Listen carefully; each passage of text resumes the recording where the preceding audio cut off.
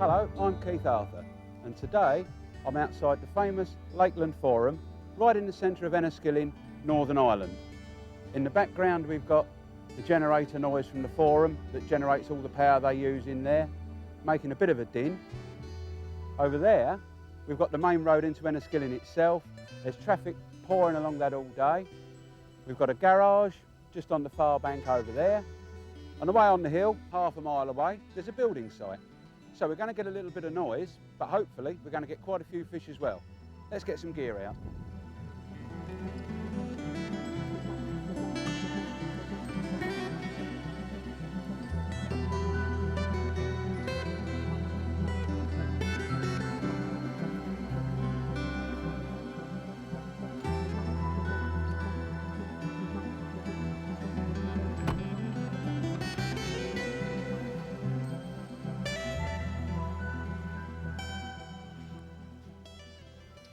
We're on the Broad Meadows section of the River Erne, and in front of us we've got probably the three most famous pegs in the whole of Northern Ireland.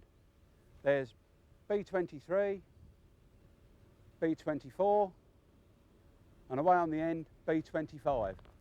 And between them they've probably produced more £100 bags than anywhere else, and I really can't wait to get going.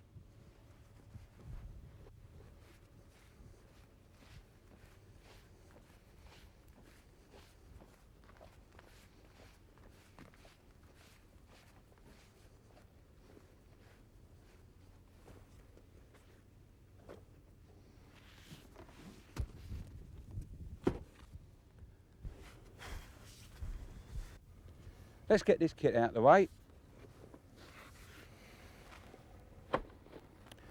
Now, these pegs, this section of river, has produced at least two winners of the famous Benson and Hedges competition. The first one was won by Harold Patterson, who's a resident of Northern Ireland, and the second one was won by Ian Heaps. And on that match, he actually broke the world match record as it was then, with a 166-pounder roach. The character of the river's changed a little bit since then. The roach used to form huge migratory shoals that went in and out of the river from Loch Erne to Spawn. But here, some have taken up residence, but it's mainly bream now. This stretch of river is famous for its bream. It's still early spring. There's a couple of foot on the river. Normally I'll be sitting down in the water just an inch or so deep. There's probably 18 inches or 2 feet there now, so I'm not going to be getting in there. It's also cold. There's plenty of pace. It's really ideal conditions at the moment. We've got a nice upstream wind, although that's been changing as I've been sitting really. It can come and go. It comes in your face 1 minute and upstream the next. But now it's just about dead right. A little bit pacey. The average angler would probably swim feeder it. But today I'm going to have a look at something that you don't see too often. Two different setups in fact. I've got a selection of floats here, Wagglers, and some top and bottom floats as well, that I'll break down into separate categories for you. These are floats that we'd normally fish fixed top and bottom. We've got a big stick float there, that takes 8 number 4, very heavy float. It's got weight built into the base, which is cane, and that'll carry some shot, and we'll be able to cast 3 or 4 rod lengths with that and get out to where the fish are. The problem is that it's that deep that this float probably wouldn't function quite properly. This is another top and bottom float, although it's shaped more like a waggler. But careful inspection, it's got a ring there and a ring there. And in fact, it's a 2-ring slider. Now you don't see too many of those used. There's 1 or 2 places where you can use nothing else. They've got to be used, where you get awkward swims with trees, bushes around you, and it's deep. Thankfully we've not got that today, so we won't be using a double ring slider. But one float I will be using is that, and that's known as a topper, after Topper Haskins, the Bristol lad, who fishes these on the Bristol Avon and virtually everywhere he goes. Around Reading they call them Mickey Mouse floats, can't understand why. This river today is just like the Bristol Avon with a drop on, and that's when Topper scores, so we could well have a fish or 2 on that one. Now let's look at some wagglers. I've got various different kinds of wagglers here, some of which will be ideal for today and some not so good. Starting with the smallest, That takes probably 2 treble A shot. It's got a yellow top with a black bit just below it so we can get some colour differential, and it will certainly cast as far as we're likely to be fishing today. The problem is, I know we've got 10 or 11 feet of water out there, and the amount of shot that this takes, our bait would be reaching the bottom just about the time it got under the town bridge, and that would be no good to us at all. Be all right if the fish were up in the water, but the water's that cold I don't think there'll be much coming up off the bottom today. So that one can go back in the box. Now I've got a straight float, and you'll notice this one's got a green top. Now there are some days when green's the only colour you can see, and it's generally when you're on riverbanks where you've got steep brown slopes on either side, some of the big spate rivers. Even down south we've got things like the Medway where you're fishing up against mud, and green is a really perfect colour. You can see it absolutely beautifully. But again, it takes 3 treble A shot, this float, but that's really not quite big enough for today. It won't get the bait down to where we want it. Now I've got one real giant. This is a float I made a long time ago now for fishing on the Bristol Avon, where, as I've said before, it's very deep and you sometimes get some pace. On this particular day there wasn't going to be much pace. I knew 2 days in advance of where I'll be fishing, the stretch I'll be fishing, and it's made to fish on the slide. It's got a tiny swivel on the bottom. Above that there's quite a fair bit of lead wire wrapped around the stem of the float, and that's araldited and varnished over.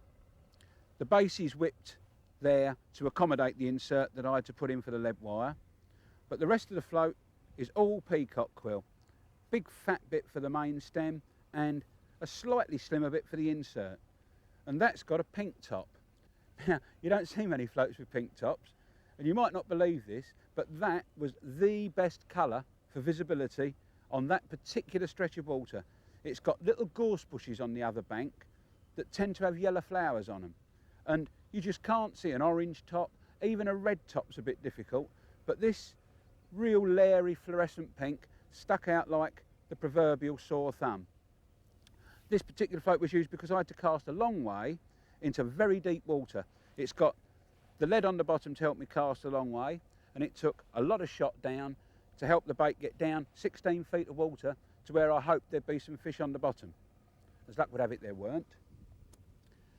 Now, another little slim float. This would more likely be used on a still water, and probably quite a big one. It's got a black top because on very big still waters you tend to get a lot of white water. You'll get a ripple, you'll get sun on the water with any luck, and that makes the brighter colours in the spectrum extremely difficult to see. But black, there's no better colour for sticking out against white. This is just a slightly tapered length of peacock quill. It comes from what I call the spears, which are the short feathers either side of the peacock's main tail, and they make absolutely brilliant floats. That one would take probably 2.5 treble A, and I'd lock it with 2 treble A and just have a string of number 8s down and fish it either on still water where I was expecting to catch fish on the drop, or on running water where I'd be trying to slow the bait down ever so slightly when the wind was wrong for a stick float. Now, another beast. This is a bodied peacock waggler. You can use it as a slider. It's got a small enough eye on the bottom to stop a slider knot. A bright orange top, because you'd normally be fishing this float at long range, and if you get dark water then you want to float with an orange top. If you get light water, then I've got a black one in my box as well, but I also carry a magic marker. It's an indelible one, so it won't come off, and I just takes a few seconds just to mark that off, and then you can see that all day long.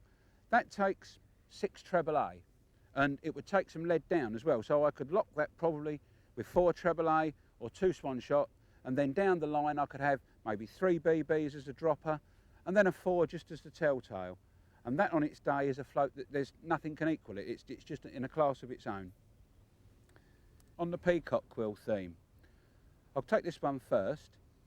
It's got a very fat piece of peacock as a base, and then a fairly substantial bit spliced into that. And in normal circumstances that'd be a still water float, but it's also perfect for when a river's got just a small amount of flow and you want to drag some bait along the bottom. I've left this top particularly long and I'd start with the whole amount sticking out. But as the little bit of shot I'd have downstairs, probably no more than a number 8 or maybe 2 or 3 number 8s at very most, it'd just drag and trip along and bounce about, and the bites generally tend to be the float. The fish pick the shot up as it's running along the bottom, they just lift the shot up and it will travel down slightly quicker, or it just buries out of sight. That's a lovely float when it's used on the right sort of day. And this is just a straightforward, big long, fat bit of peacock. That'll carry probably 4 treble A. You can fish a wee bit of lead down with it.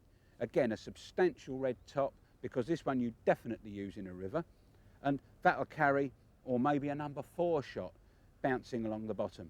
And that's really the sort of thing that you could use. It might just be a bit too deep for this, we'll have to have a look. But that's the sort of float you could use today, and it could be interesting if we do. Now these are the 2 floats that I've selected to use today. I couldn't really not use the topper after telling you just how perfect it was for these specific conditions, and because it's got that little bit too much pace really for the Waggler, I'm going to use that great big giant one, and that'll carry plenty of shot and get the bait down to where the fish are. Now let's have a look at some bait.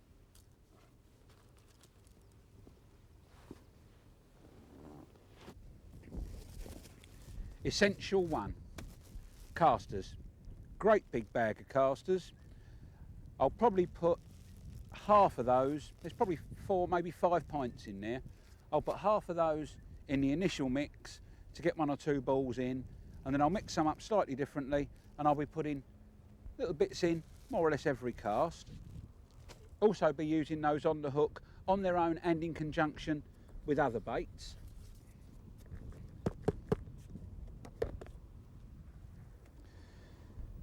Bag of black dirt, box of black dirt, worms, all sizes, red, hopefully marsh worms. You can keep a colony of these, you get a reasonable box. They need feeding from time to time. They like potato skins, they love apple.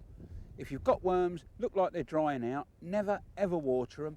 Slice of apple, you'll be your tackle dealer's enemy. He'll never sell you a worm. These I've had knocking around for so long, I've got little tiny worms in here that are breeding. There's one that's big enough to use as bait, and next to it is the tiniest little, almost like a piece of hair. You'll never see it against my skin because it's roughly the same colour now. If I put it against there, you might just be able to see it. That is a wormlet. Too small to use as bait, but by the time the English season starts, that'll be lovely. Then I've also got in here, tucked away somewhere, a pint or so of big red maggots. There'll be a hook bait. I'll put 1 or 2 in the ground bait, not too many, because they wriggle in the ground bait and can break the stuff up as it's in mid-air on its way to the water, and we don't want to do that. It wants to be a whole ball when it hits the water, so it doesn't split up, because it's got to get down a fair way under the surface before the ball opens up. Otherwise we'll just scatter it as far and wide as the eye can see, and we don't want that to happen at all. Now for mixing, put those down, get this chap over there. I'm a great believer in water in first in ground baits. Lots of people like putting water on top of ground bait, but I like a bit of splodge in my bowl first, and then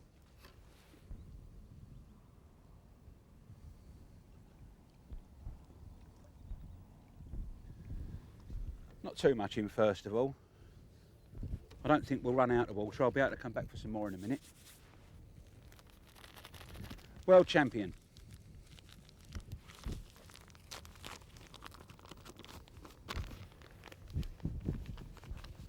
Some. Beat. Quite a lot of this. I intend to use a fair bit of ground bait today because there's a good stock of fish here, and with the water being so deep, you can put any amount of crumb in, any amount of ground bait in, and it's very, very rare that it's too much.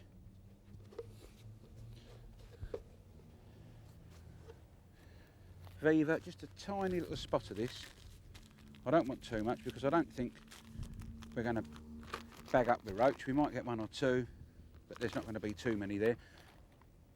All of these are fairly heavy ones, except the Super Cup. So I like Super Cup because Bream like it too. How about that?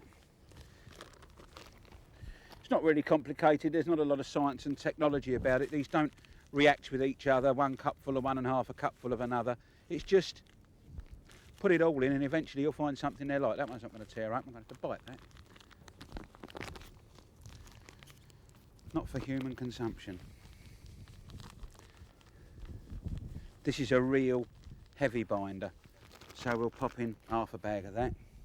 Now we should be able to get this with that amount of water just slightly damp into a bit of a crumbly consistency. We don't want it to be like glue. These Van den Eyne ground baits really knock up nicely. You get the odd little ball, but you can just rub them out like that. You never get that horrible gluey mess you get with some ground baits.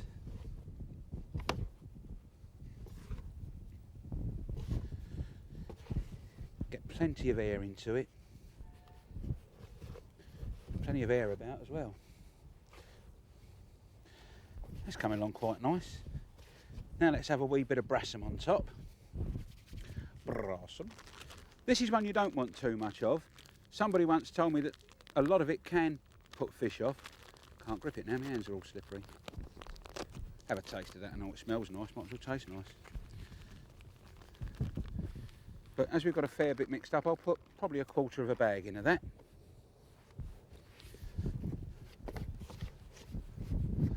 That'll mix in.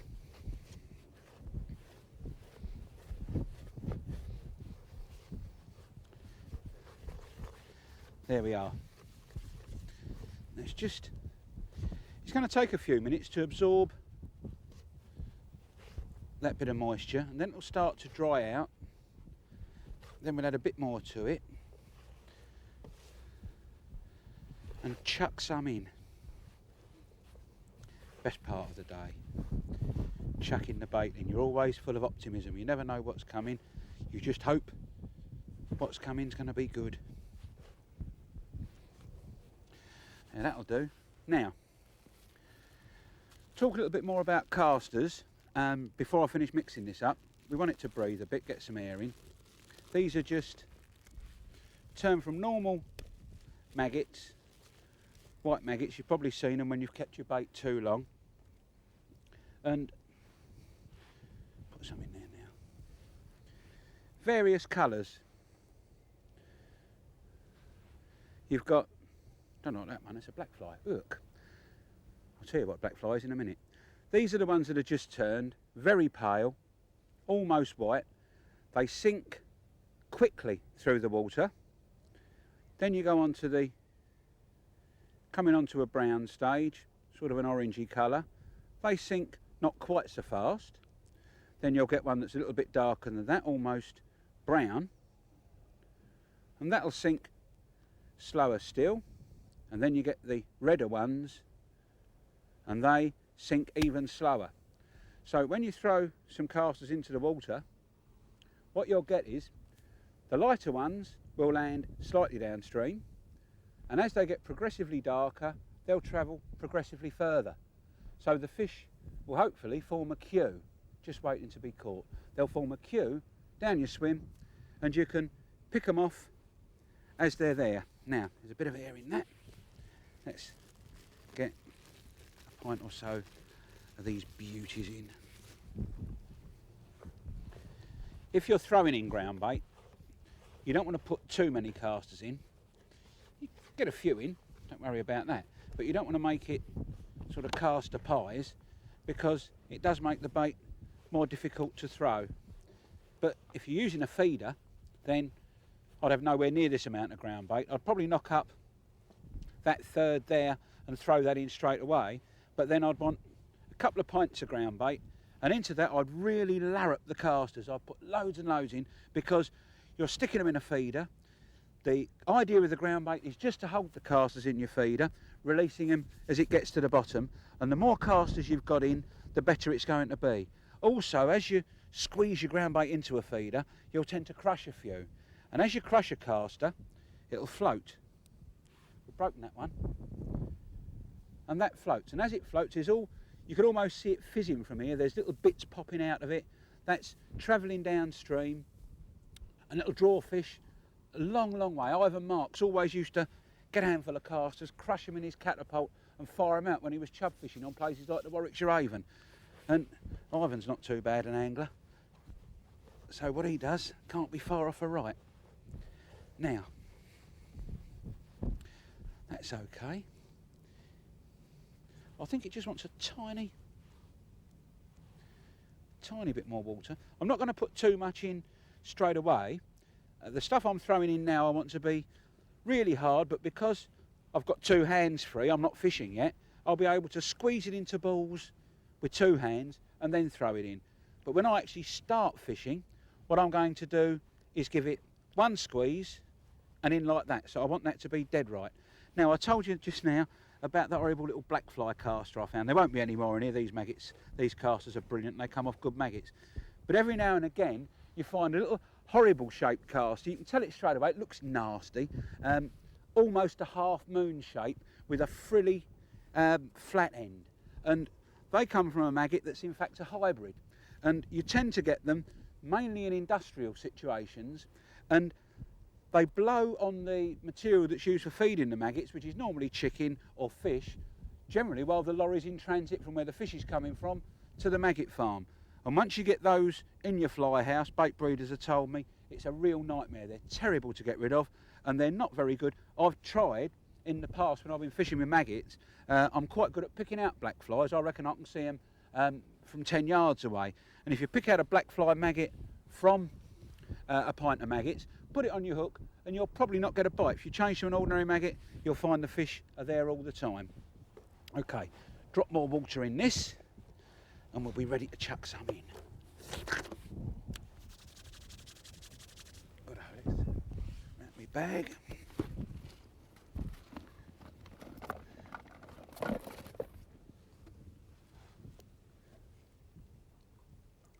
We've already got plenty of water to go around. We're now getting some more by the looks of it.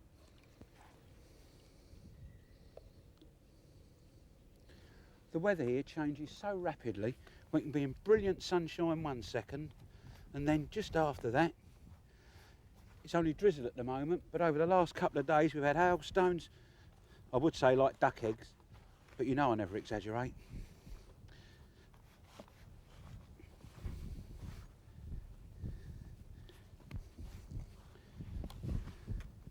Now, oh, I think that's about right. We'll get some of that in the water and set about tackling up.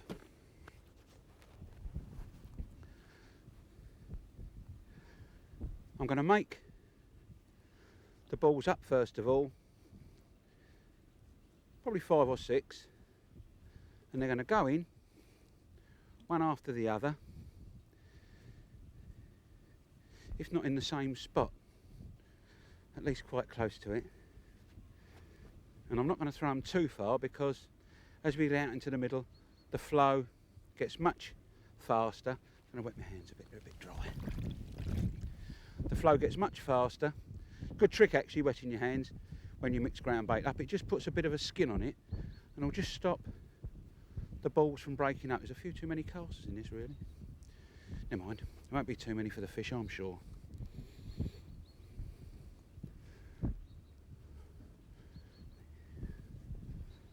Four, one more, give them 5.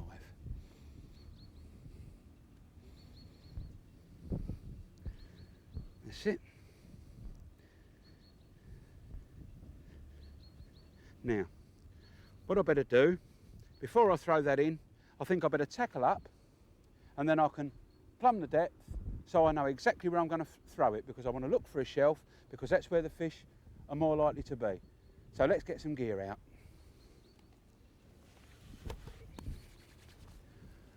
Rods first. Well, while I've been tackling up, we've had the sun in and out, we've had some rain, and you'll probably notice I've been re-pegged. There's a junior match here tomorrow, and they've started with peg 25 as 26, and peg 24 has now become peg 25. I hope that don't mean I don't catch quite so many, because I think 24 is the best peg. And let's show you the tackle I've set up. First, the Waggler Rod. It's a 13-foot Normark Avenger. Lovely, powerful rod, ideal for a big waggler. Cork handle, Fuji rings. I'm using a Daiwa Autocast reel with the finger dab bail arm. That opens automatically, and you can also close it manually. It's been one problem with the finger dab reels in the past. You've not been able to use the manual closing facility. You've always had to wind on with the handle, and that causes a terrific thump that can make a hook bump out of a fish and cost you a fish unnecessarily. On that, I've got 2.5 pound Maxima line, because with the Waggler, if the wind goes downstream, and it's blown every way but upwards today, if the wind goes downstream, I'll be able to sink the line and get better presentation on the float. Now, going up from the hook, and the hook is a size 16 forged camisan, chemically sharpened, small barb, which I've just nipped in just a little bit, because we only really want the barb should we go onto a worm, and it'll hold the worm on nicely. That's tied to 2 pound breaking strain hook link, about 18 inches long, standard length. I make all my hook links the same length, so should I have to change, I know I'm going to be fishing exactly the same depth, and I won't be altering my presentation in any way. I've got one number 4 shot on the top of the hook link, never put a shot on the hook link either. It's a bit weaker than the main line. And there I've got 4 number 4 shot together. They're just slightly apart, because it does stop the line twisting. If you put them touching, you tend to stretch the line as you put them on. And as the line contracts, the shot will tend to curl a little bit, and that can make your bait spin, a bit like helicopter, and you wind up in all sorts of trouble with twisted hook links and all general nastiness. They're the lead-free shot, obviously, although we don't have to use them in Ireland. I've converted now completely to lead-free shot, don't use anything else, and this new double cut shot I've found to be as good, if not better, than lead. It's certainly easy to move up and down the line, and with 4 number 4 shot I've got plenty of scope for doing that. Should I want to put another shot down with my dropper, I can do so, or should I want to spread the shot maybe up the line, or even alter the shape of the bulk slightly if the wind should come into my face, Lord knows what it's going to do next. Going up to the float, it's the big heavy Waggler that I showed you earlier, carrying 6 treble A, only I've broken it down a bit. We've got the equivalent of probably 2.5 BB down the line, and up here, again, just a little bit apart, I've got 2 swan shot locking, little gap of about eighth of an inch in between, let the float move slightly, and again not stretch the line. Then there's a treble A, and then we've got a BB on the end of that. That will carry the float, that'll cock it to about there, then the 4 number 4s will drop it to there, and then the last number 4 to there. And as it starts dragging along the bottom, it'll just, and hopefully do that an awful lot as well. Now for the Mickey Mouse, or the topper. For this I'm using a Daiwa Whisker Kevlar tournament match. It's got a completely new type of handle. It's actually, the reel, if you could see underneath there, is more or less against the blank of the rod. It's a very lightweight graphite combination handle, and this bit actually screws down onto the reel seat itself, ensuring you get no wobble in the reel. That's as steady as a rock. You couldn't get a reel firmer on the line than that. That's loaded with 2.5 pound line. It's a floating line this time. It's a Daiwa one.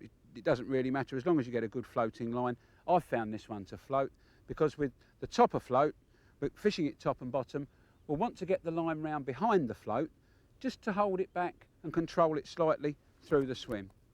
Hook again, 16 forged camisand, barb trimmed slightly, 18-inch hook link, 2 pound breaking strain. On the end of the hook link, there's 2 number 6s. They're a fingernail distance apart. On the knot, just off the knot, the 2 loops that join the hook link to the main line, I can move one up if I want to, or I can have them both together. That's how I'm going to start. With this amount of flow, we should be able to get the 2 number 6s dragging along quite nicely, slowing our float down under the water. Now the important bit is the bulk shot, and with the topper you get a fair portion of it. I always use BB shot, nothing bigger down the line with the topper. If you use treble A's or swans, they tend to cause horrible line twist, which we've spoken about before, and we don't really want that. These are the double cut shot again. I've tried to line them all up. It's quite difficult with 8, 2 or 3 is a piece of cake, but with 8 it's quite difficult to get all the slots together, because that'll stop them finning around and maybe causing a bit of twist, which we don't want. Nice little gap between each one, up to the float, and that's just on the line with 3 float bands. It's quite important to use 3 float bands with the topper, because this being fairly delicate crow quill, it's a bulky shot. If you strike and that suddenly should reduce the distance there, the float will collapse in the middle and break. So I've put a long piece of silicone tubing there, smaller piece on the bottom of the float, and a nice long piece on the top as well. Another little trick with this, if one of these should break, I've got enough on the others, I can just carefully split them apart and I've got an extra float rubber. Now, get that back down on the bank. I've put my landing net in, and today, with a great deal of optimism, I've bought my bagging up net. It's a very, very big keep net, 12 foot long, huge rings, 20-inch by 16-inch square frame, very big top. Use a canal net here, you'll probably have to fold the bream in half to get it in, and we don't want to do that. Loads of room in there. It's got a nice carp sack type bottom to it. I'll show you later on when we, please God, we catch some fish, and that keeps the fish really nice and comfortable. I've spread it out in the water. There's lots and lots of room for them to swim around. On top of that's my landing net. I always position my net there. It's a good place to have it. You always know where it is. You've not got to bend down to the ground. And because I'm float fishing with fairly big floats and I want to get behind the topper, I'm going to fish standing. So I'll explain to you what I'm going to do. My tackle box is going just there, almost exactly in position. The landing net will go on there. We'll put the ground bait on there for a minute. And here I've got my bait tray. Purpose built bit of plastic, screws into a standard bank stick. Some people use bait waders that bait boxes actually fit into. Like that, that's a nice bit of bank.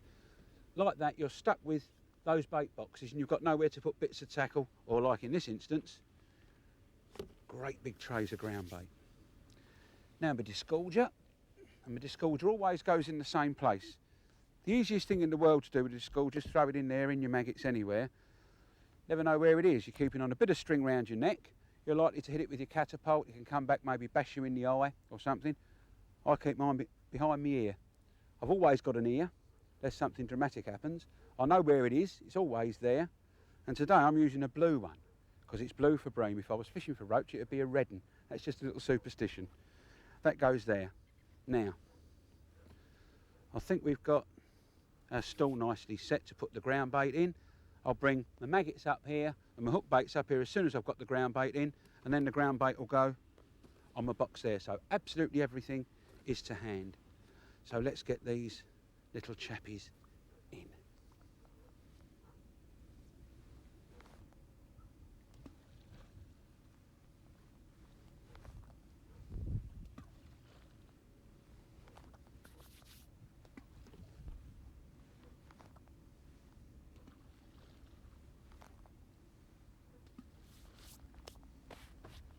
Now for my bait apron.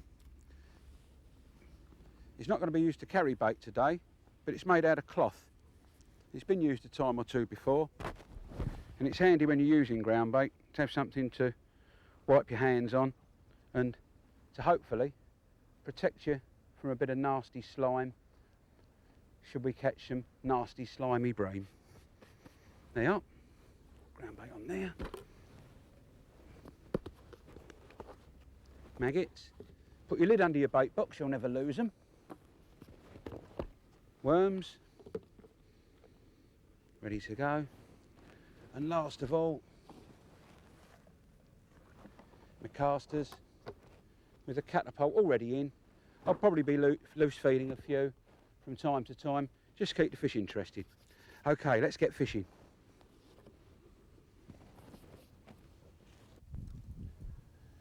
Before we start to fish proper, I'm just going to plumb the depth, make absolutely sure of myself. I've been out and had a quick look at it with a plummet, found the ledge, but now we want to get it shotted up, get it depthed up, absolutely correct. In my apron's my plummet. Now, open the bail arm, and just no good casting overhead with a big thing like a plummet. I'm using the topper float because it's attached top and bottom, much easier to plumb top and bottom than with a waggler. And I'm just going to swing it out.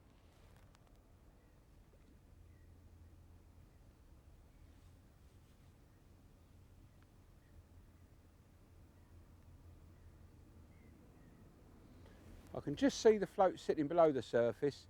I'll give it another foot, so allowing for the angle of the line. It's going to be actually over depth, but I want it to be a good foot or so over depth, so maybe I can drag a shot along. That's it. I'm prepared to bet that that's not far off a dead right.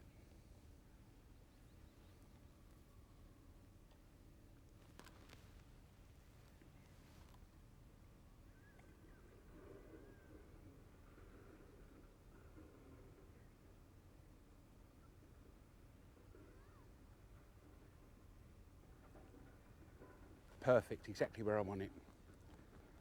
Now I can just get the float on a slack line to the top of the rod. That's 2/3 of the way down the handle. Should I by any chance lose the depth, I know I started off about 4 inches up from the join in my butt, so we'll be okay from there on in. Let's empty the river now. Right, well that's Plumb the Depth. We've got some ground bait in. Now let's go about catching a few fish. I'll start with double maggot, 2 reds on a 16. Hook them on back to back so they won't spin too much. And with the topper, unlike a waggler, you've got a bulk shot down the bottom and that's what you cast. With a waggler you tend to cast the float, but with a topper you put the weight out and the float follows it. It's just an underarm swing, go over the top and you'll wind up in a great big muddle. So it's just a straightforward underarm swing, like that, and out it'll go, nice and easily into the swim. I'll show you once again, and this time I'll get it out where I want it. Just like that. Now the wind's gone a bit downstream, but providing we can mend the line to get it behind the back of the float, even if we only get a yard or two of good run through, the weight's in the topper, you should get it down in a fairly straight line for a good bit. Now I'm a fair way over depth, so I'm likely to get some false bites, hopefully 1 or 2 real ones as well. There's a fair bit of weed on the bottom because although it's early spring, the weather's been warm up until now and we tend to be getting a bit of early weed growth. I'll just put that out again. The wind's going around, the sun keeps altering. I have to keep altering my position of my hat. Keep the sun out of my eyes. Very awkward light we've had. We've got clouds and blue sky. I've got my ground bait just there, so every 2 or 3 casts I can just put out a little ball with my free hand. It's good skill to try and develop that. That might have been a little dig. Good skill to try and develop that. If you can feed with your free hand, especially while you're not looking, it's one of the few things I can do without thinking about.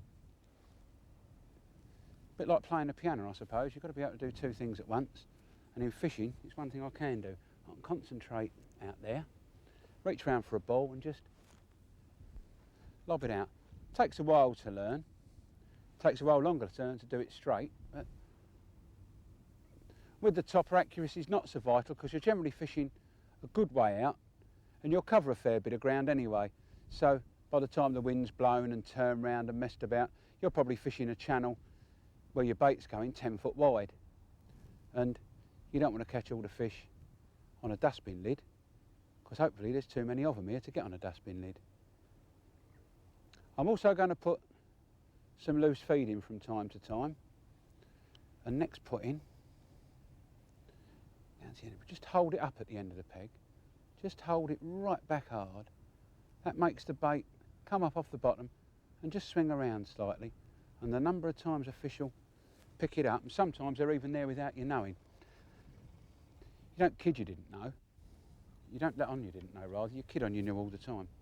Just a little dig or something like that. You can always get away with it. Go out. Now when I lose feed, fishing like this, the rod goes between my knees. So he's putting it down into a rod rest. Caster's in the catapult. Underarm like that. Otherwise the pouch can come back, give you a nasty rap on the knuckles. It's not so bad in the summer, but in the winter, when it's very cold, it can cause a nasty bit of burring on the back of your hand. Going with all scars, what we used to call catty rash. You don't really want that. You'll notice every now and again, I'll close the bail arm, go right to the end of the rod and lift it right up like that. That's to get all the line out the water and just put it back in behind the float. So you get that vital, perfect run through for maybe a yard, and that can be all the difference between a fish and not.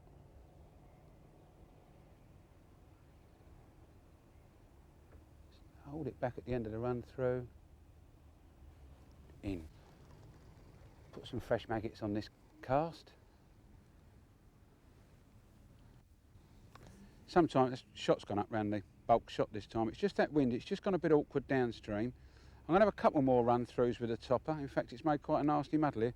So what I'll do, it should come out quite easily because the shotting pattern's not too dramatic. And in a second, while this wind is going down, I'll get the Waggler out, which is undershotted just a little bit, so it'll run through over depth, but we can slow it down and just present a small amount of float on the surface. That'll make it easy for the fish to pull away. I'll get on it right now.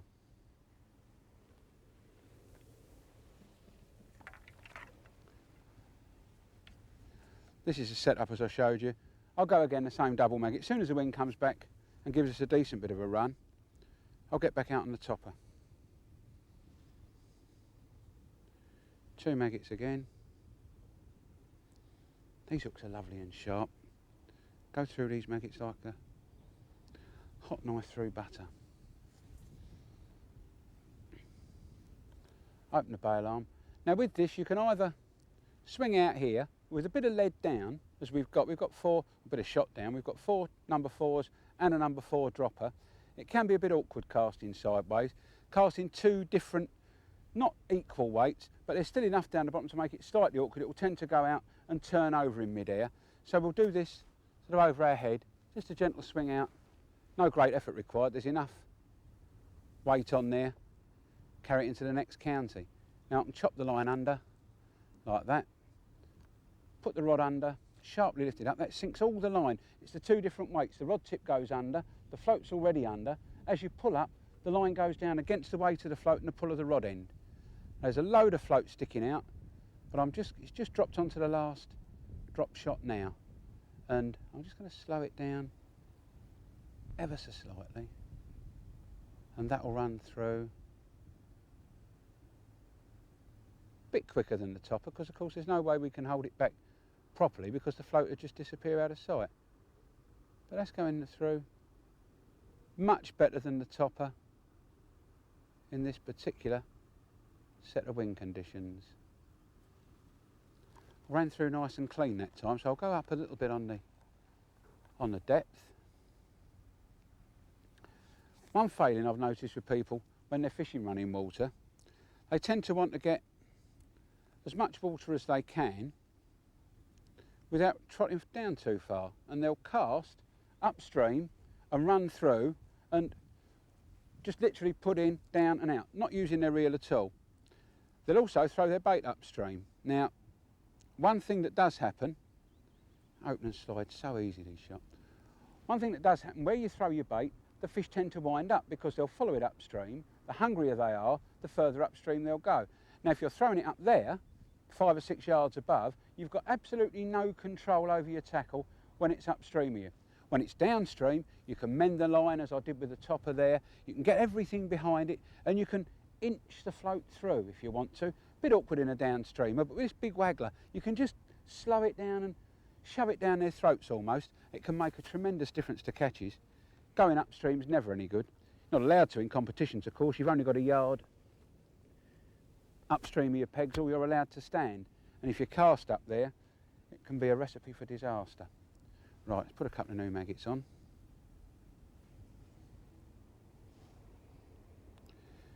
Two nice red uns.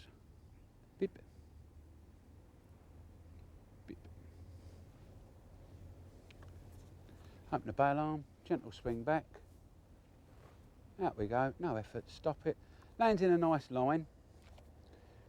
Sink the line, rod between the knees. A few casters. Out we go. Behind the float, not right on top of it, because as I'm slowing the float up, the bait's going down at the full speed of the current. It'll catch up with the float sometime during its travel down the swim. And casters sink at around about a foot in 7 or 8 seconds. So in 10 feet of water, it's a minute before they hit the bottom, and that's a long way down the swim. We'll put a bit of ground bait out as well on the same line. That might bring any fish. I thought it was a bite then. I should be so lucky. In.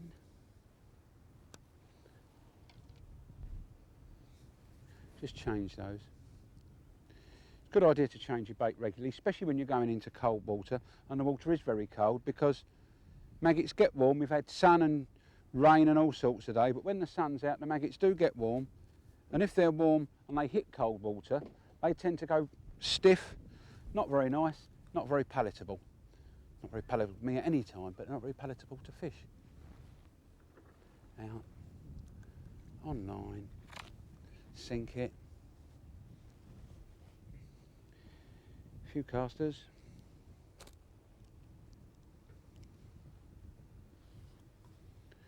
Bit of ground bait. I'm going to feed very regularly until we start catching some fish, and then you've got to let the fish guide you. You can try upping it a bit, but if you're catching steady, just keep it going, and you can fiddle about with hook bait. Sometimes you'll catch 3 or 4, especially bream, you'll catch 3 or 4 on double maggot, and suddenly you can't get a bite. Change to a maggot and a caster, or a worm and a caster, or double caster. Down the hole, you're in again. Hold that back. You can do the same thing with the waggler as you do with the topper. When you get as far as you want to go, close the bail arm and hold it. It'll sink out of sight, and watch the end of your rod. Sometimes you'll get, I won't, but sometimes you get, and there's a fish. Told you I wouldn't. It's in.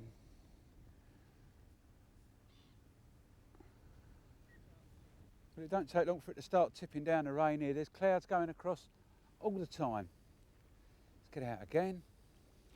Sink the line. A few casters. It's a waste of time getting kitted up because it don't ever last more than 5 minutes. Cover my maggots up. Now, as the float goes down the swim, you'll notice I just either let the line off with my fingers like that. Generally with the waggler I'll do it like this with the rod down, because I'm actually trying to slow the float down by a controlled amount. If I slow it down by too much, it'll disappear out of sight and I won't know. That's a bite. I didn't think we'd have to wait too long before we caught one. I'll tell you what, it's a bream and all. They've come on that ground bait absolutely sock on.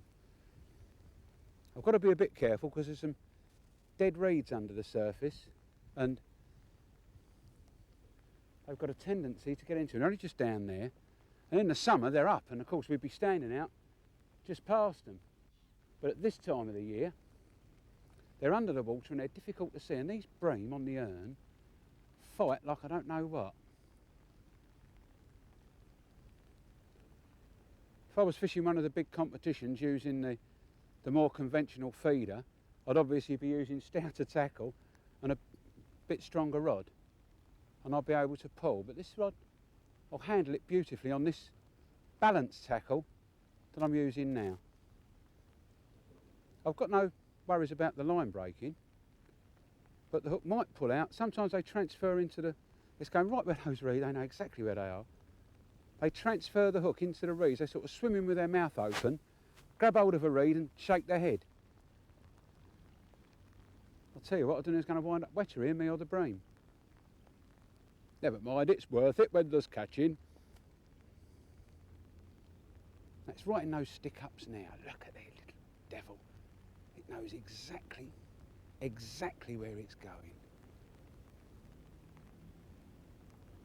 And I know exactly where I want it to go. And that's in there. Come on. I love you, really. They usually average about 1 kilo a piece, these bream, 2 1/4 pound. But this time of the year, with this extra flow, they fight like billy-o. Back home, especially in a lake, you'd have this on the bank in a few seconds. Now it's pouring the rain. The sun's out and so's the hook. Never mind, while there's one, there's a million more. Maggot's just doubled over the hook, just gives you a bad hook hold. Never mind. I'm quite confident I'll catch some more. Another 2 maggots. Lid on, stop them walking away. That just took exactly where the feed should have been hitting the bottom. Just as I was holding the float back slightly, it went down the hole, and there it was. And if it weren't for those stick-ups, well, I didn't lose it in them. It's the extra pressure they put on your tackle as you're trying to hold them out. It just weakens the hook hold a bit as you have to alter the angle of the rod. Still, never mind. Now let's start this feathering process again. See, anybody can lose fish. Oh dear. Slow it down slightly. That's where I'm expecting to get bites, in that little area there. It's just slow it down. You can see the float just lifting and rising as the bait bounces over. That's it, that's another one. You don't want to come, there it comes. Just got to get their head facing towards you, and once they're coming in, they'll come all the way, and if you let them turn their head round the other way, they'll go the other way, and then you're in big trouble. Keep them going the same way. I'm just worried about those reed stems like I've been all day.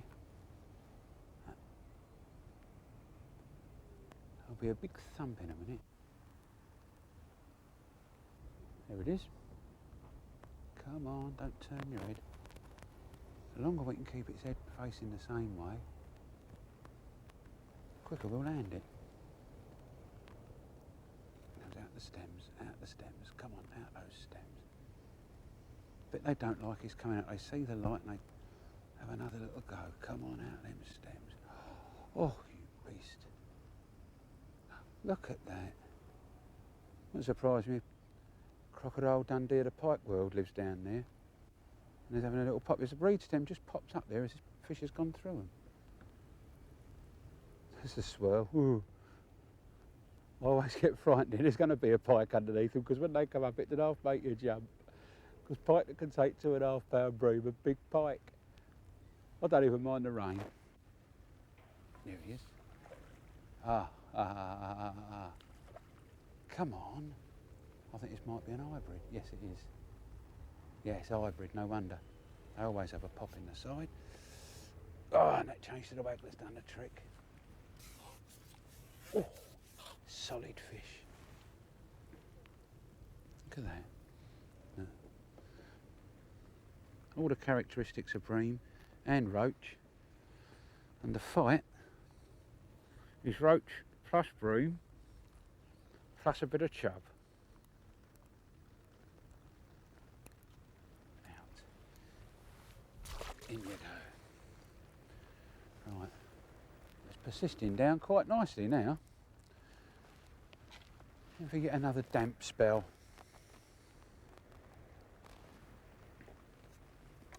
Get on there. That was on maggot. I think I'll stick on them for a while. Especially these hybrids move in. They do like a maggot.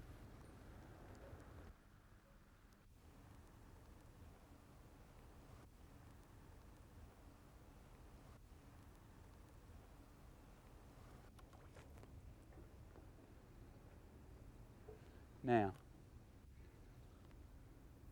running through, slowing it down. I'll be back on the topper in a minute if this wind change. It's gone exactly the other way, 2 seconds, and it's back the other way.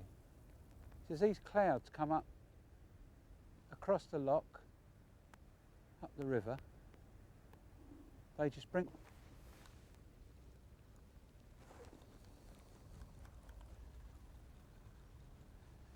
weather systems with them. Change those maggots, that might have been a bite. They bring weather systems with them, and it rains, then it's sunny, then it rains, then it's sunny, then it's hail, then it's sunny. And you get little circulations of air, rain and sun all at the same time,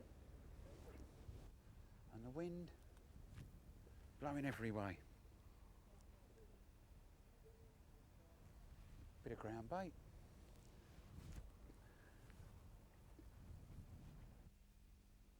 Right, now let's get back on the topper. The wind's absolutely dead right. It's going to be just holding the float up nicely in the flow. Everything will be going in a good straight line. I'm going to try 3 maggots this time because we know there's a few fish there, and sometimes the bigger the bait, the more you catch here. There we go.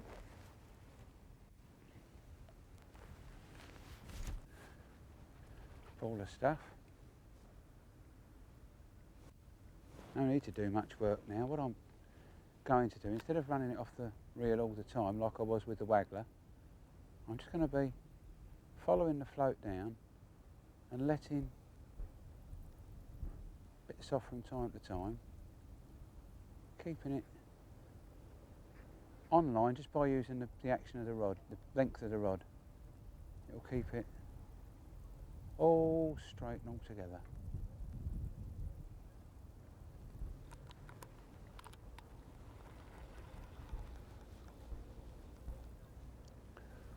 Put a little bit on. As if the float gets held back by the wind, it slows the rate it goes downstream down a bit, and that makes the bait rise up. So I was just off the bottom of it that time. Let's try it a wee bit deeper.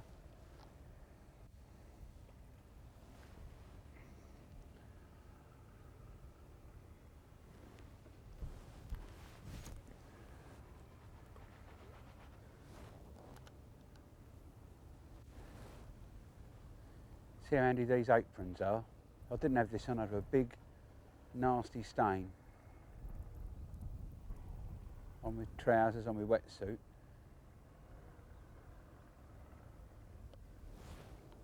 Ground bait everywhere, rapidly going mouldy. It's easier on an apron, just take it out, hide it in the washing with the other things. Pretend it weren't yours.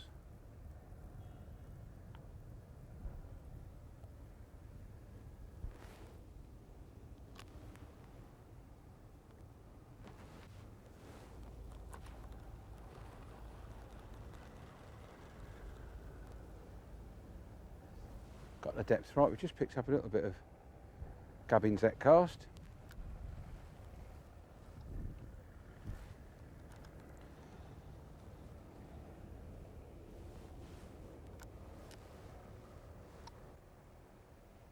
That's it, absolutely spot on. Sometimes a line gets caught around these rings a wee bit. Running it through. This wind's just doing you so many favours, it's unbelievable. That's a fish.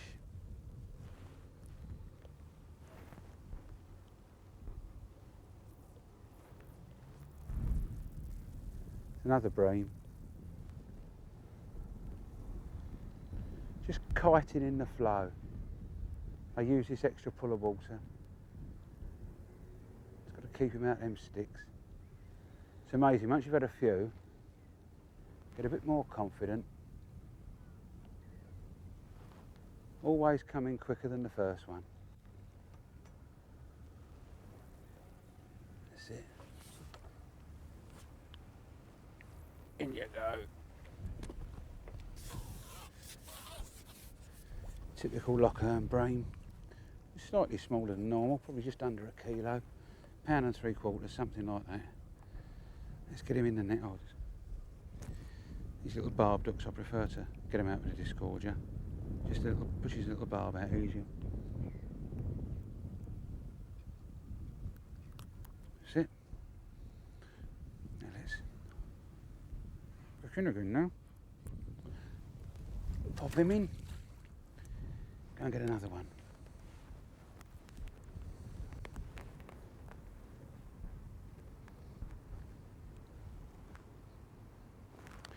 Three maggots seems to have worked that time. See if it'll work this time. Sun's coming out again. Going from winter to spring to summer. All in 5 minutes.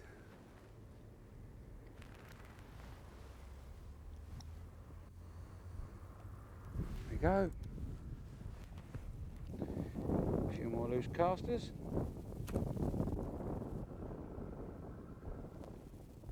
That's another one.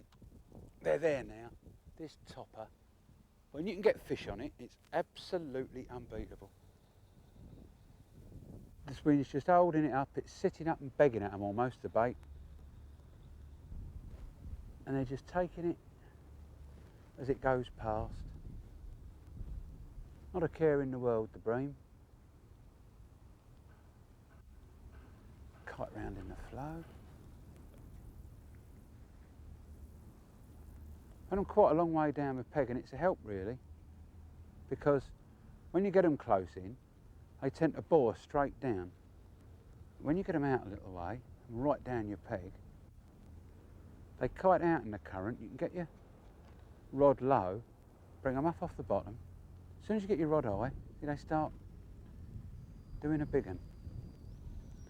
Got to watch those pipe breeds. There he is. Come to Daddy. That's it. And there you go. We're building up a nice net of fish now. I think at the end of the day, we're going to have some real good bag. Looking for a real good bag of fish here.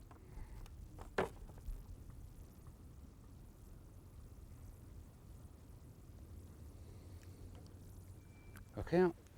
In we go. And away we go. Disgorge your back. Keep it a bit closer. That's it. There. Right. 3 maggots.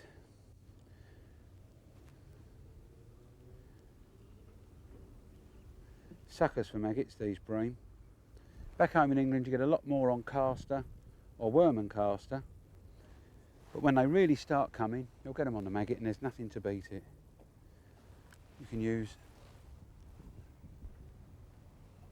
pinkies. I've had some really good catches of bream on pinky. Tend to be smaller fish, but on some of the drains, pinkies used in conjunction with squats. This wind now is coming a bit more at us than I'd like, although it's working.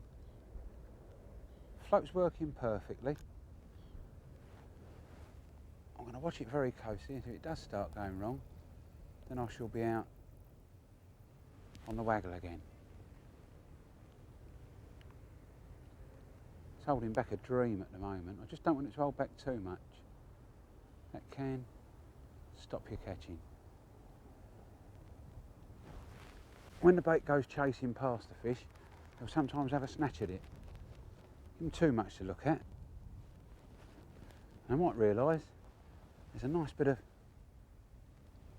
Japanese steel in there looking at them. Some loose casters.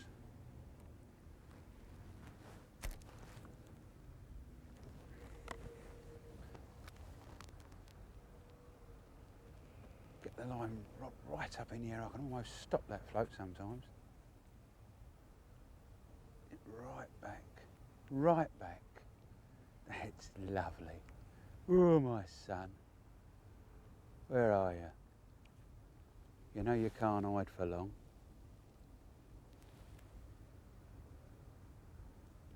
You can almost force it on them like this. Go on, get hold of it. No, it's just a little bit of a snag there. I've noticed it a few times as I've been running through.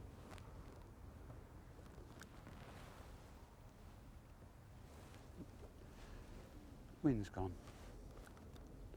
Wind goes, line goes around the top of the rod.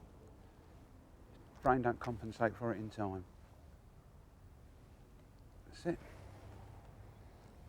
Bit of ground bait. Spot on. Absolutely spot on. You think, I'll practice this, wouldn't you?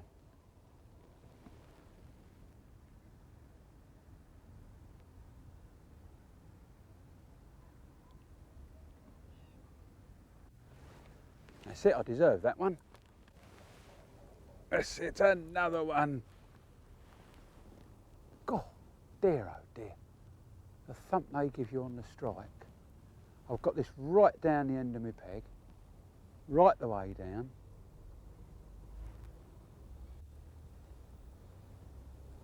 It's coming up, it's kiting in right into the side. It's coming in nicely now though. Come on, it's going right into those reeds.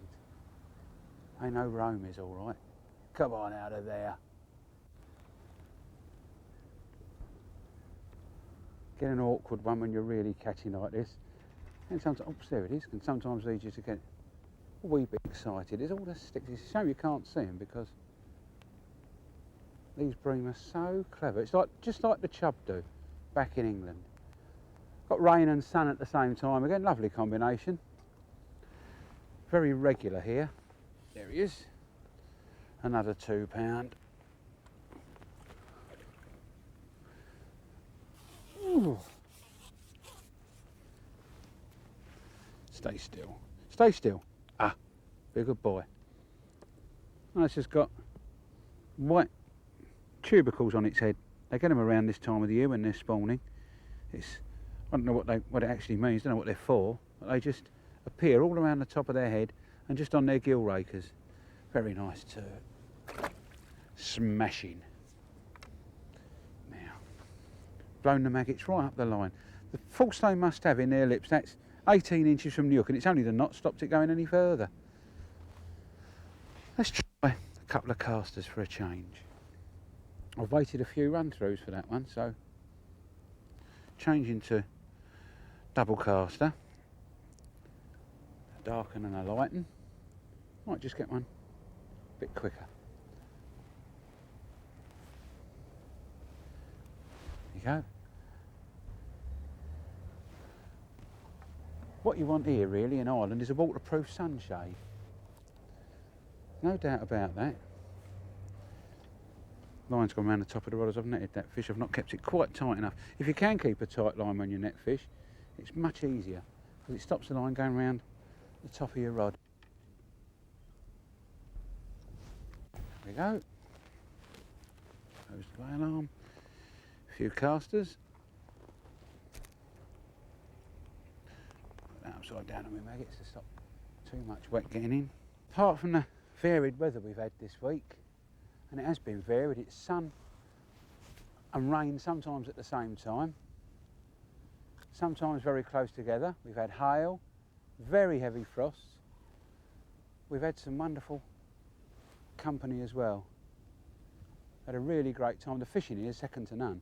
The scenery is absolutely brilliant. We've stopped at the Killyhevlin, just up the road, just the other side of Enniskillen. Grub's been brilliant. It'll be big diets when we get home, for me especially. The only thing that don't go on a diet is the fish. There might be a bite, it's just a cast has just nipped a bit. Could have been the hook that's done it, because I've just tripped over the bottom there. But we live in hope.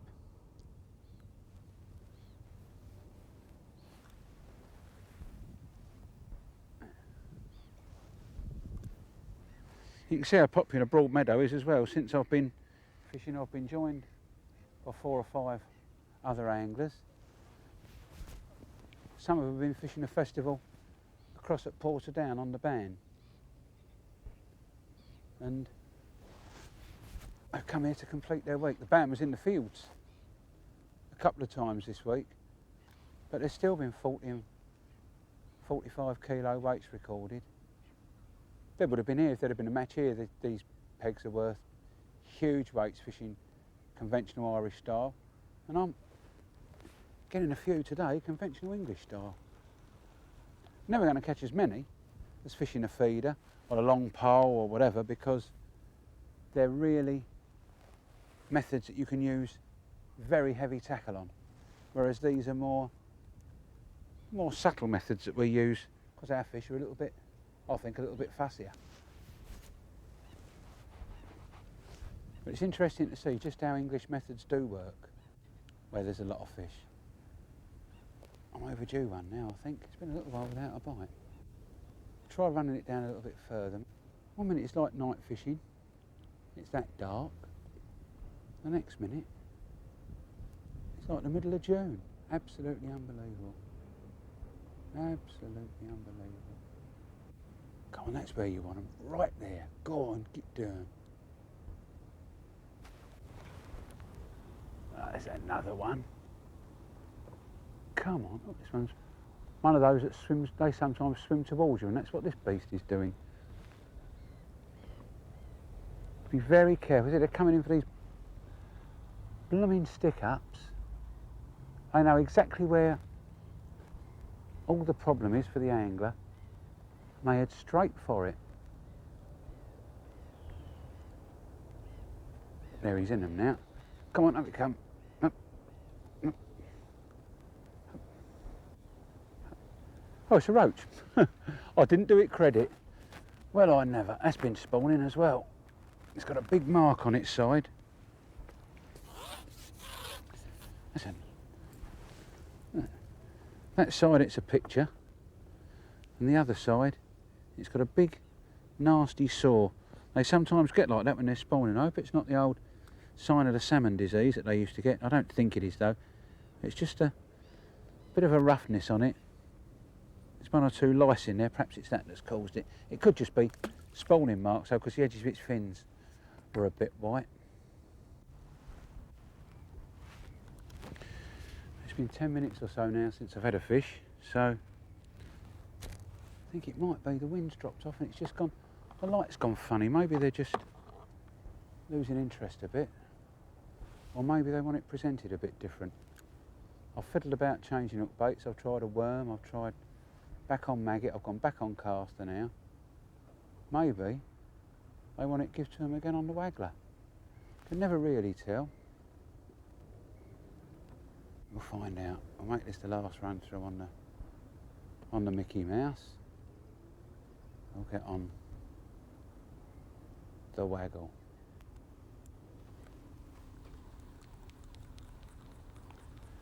Right. There you come.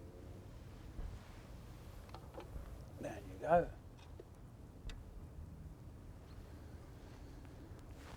Back on this.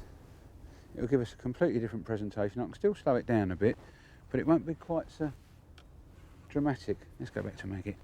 Won't be quite so dramatic as on the topper, and that can make a difference in the way the fish respond. As I slow it down, in fact, the bait will come across them a bit more, and as it drifts across in front of their noses, they might just decide to have a little go. Get out. I won't sink the line now, I'll keep it up, and that will slow it down a bit for me.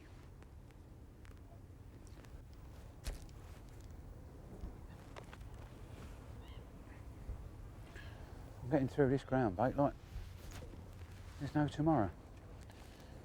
So it's all in a good cause. Well, we've just had a spell of absolutely torrential rain, and it's now slowed down to a deluge. But although it's put some of the anglers off and they've gone home, it don't seem to have put the fish off any. There's still plenty there, and they're still having a go. The ground bait's gone softer, making it harder to chuck. Enough of it's getting where I want it though, I think.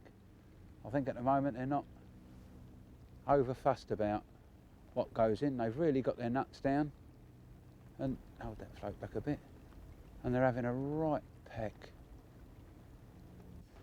Oh dear, it's absolutely pouring down. If your wife or mother's watching this, she'll never let you go fishing again. Oh ho ho, ho ho ho ho ho. But when she sees this, she'll know why you do. Come on, my son. I'll tell you what though, I'll be glad when I've had enough of it. Come on, come in. I want to get some more and I want to go home. Come on.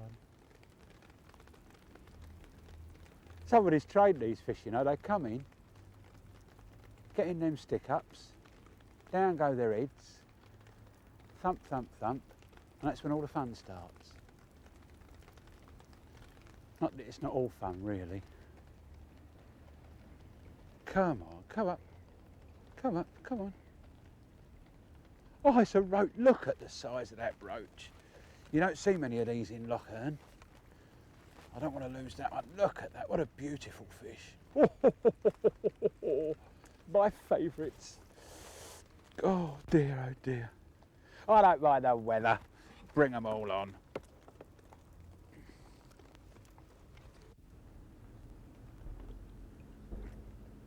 Looks like I've took up smoking here. It's got that cold you can see my breath.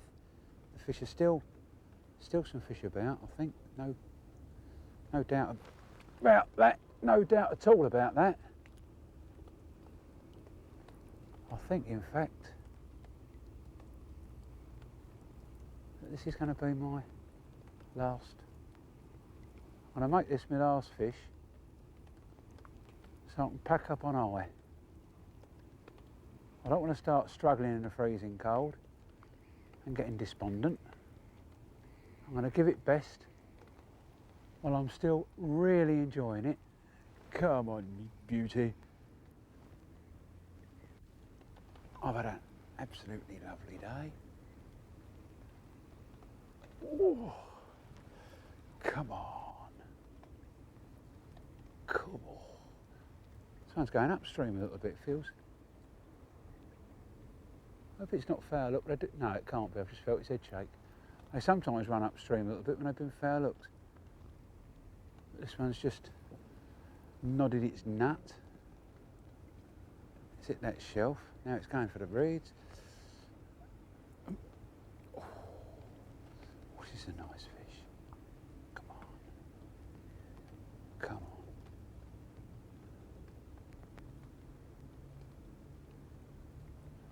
Let's finish in a blaze of glory.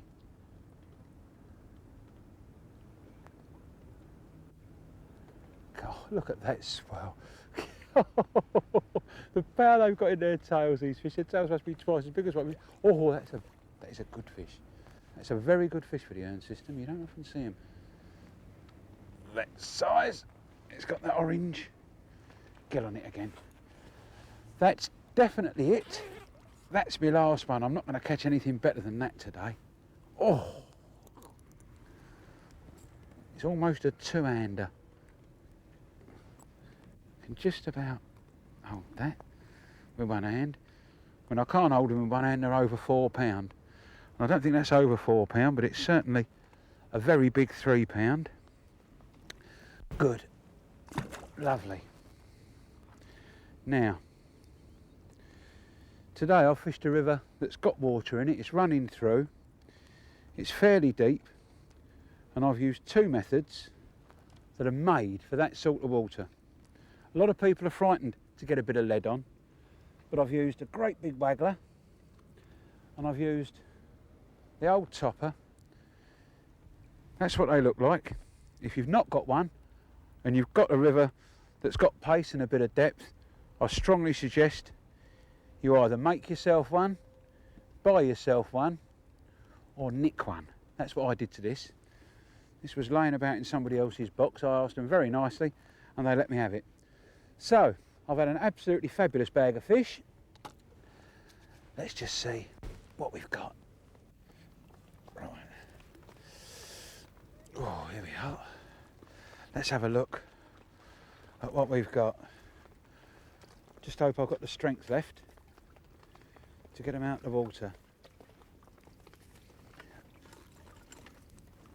This is that special safe mesh I was telling you about earlier. It keeps the fish perfectly without any inconvenience to them at all. We can just lift that out. Ooh, come here. Ooh, like that.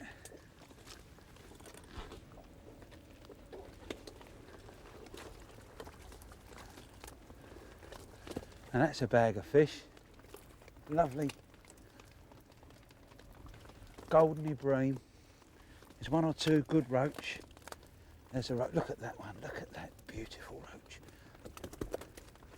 Look at those. They're the pride of the urn system. Still full of fight, as you can see. Another good roach there. Bream. Let's try and get them out so you can get a better idea of what there is in there. There. How's that for a day to remember?